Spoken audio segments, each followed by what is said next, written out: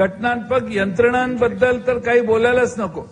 अध्यक्ष महोदय, निवडणूक आयोग तर लोकांच्या अकाउंटला अधिक महिन्यांचे पैसे जावेत म्हणून अगदी 2-2 महिने निवडणुका लांबून शेवटच्या क्षणी निवडणुका घेऊ लागलेल्या आहे. जयंत पाटील साहेब, आपण असं करूया, आता 4:04 झाली आहे.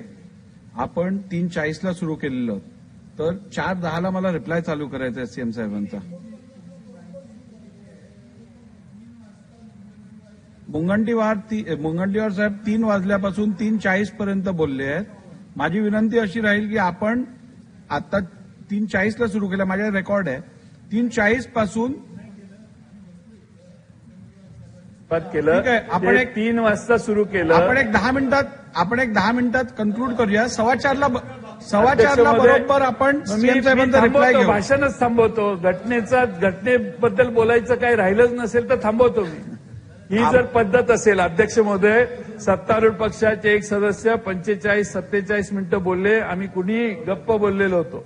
तुम्हाला जर आम्हाला बोलायचंच द्यायचं नसेल तर ठीक आहे म्हटले, हा शेवटचा दिवस आहे आणि तुम्ही विरोधी पक्षाला बोलूनच द्यायचं नाही ठरलं असेल तर ठीक आहे. मला वाटतं असा योग्य नव्हे.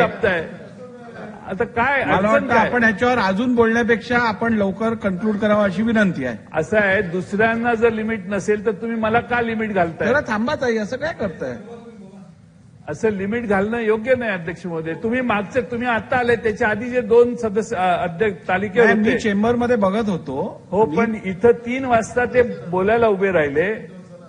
ठीक आहे, आपण बोला. आपण 10 मिनिटात आपण कन्क्लूड करूया. आपलं होईल, आपला स्पीड चांगला आहे.